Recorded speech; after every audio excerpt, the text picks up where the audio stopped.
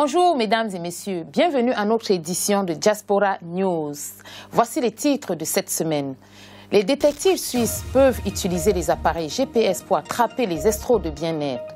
Love Life, le projet de l'Office fédéral de la santé publique, a intégré le Safe Sex Check dans son site web. Cette année, le Salon de l'automobile de Genève s'est achevé en 2018 avec une mission accomplie. La Journée internationale de la femme n'est pas encore finie en Suisse. Le canton de Fribourg a organisé un grand événement et la venue de petits pays.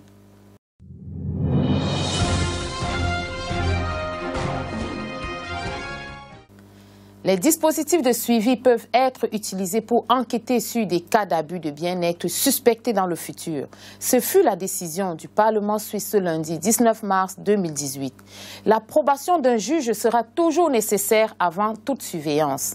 En 2016, la Cour européenne des droits de l'homme a décidé que la législation suisse ne prévoyait aucune base légale pour la surveillance des suspects utilisant des dispositifs de localisation GPS.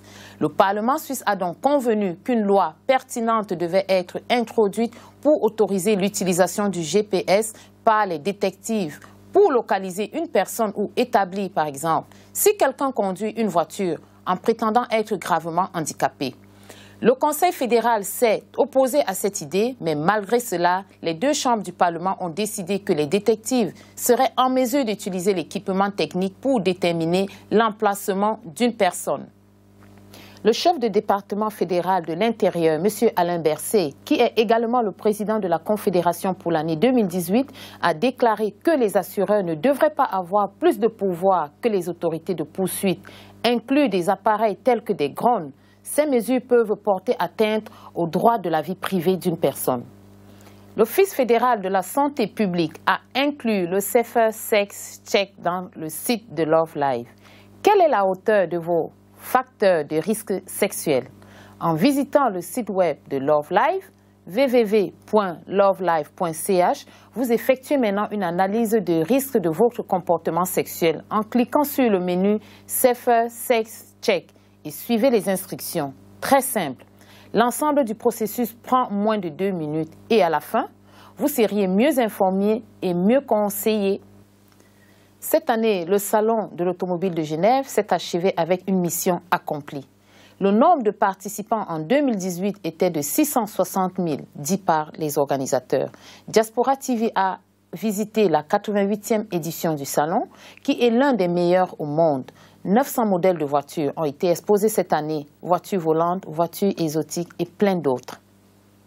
Le président du Salon de l'automobile de Genève, M. Maurice Turentini, lors de l'événement Creativity Award, nous a parlé des nouvelles idées, des challenges, des défis auxquels ils ont fait face pour organiser un événement aussi important. Well, the challenges are the rules about pollution. There's a big pressure on the exhibitors about the motor industry regarding electricity, regarding low emission engine. And I think there's a big pressure on the brands, but they are replying in a favorable way because they offer a lot of these cars now. La Journée internationale de la femme n'est pas seulement le 8 mars, mais ça se fait durant tout le mois de mars. Pour clôturer cet événement, M. Christian Meyengue, l'un des organisateurs des soirées événementielles en Suisse, vous invite le 31 mars à la salle polyvalente de Fribourg avec en live l'avocat défenseur des femmes, Petit Pays, pour fêter la Journée internationale de la femme.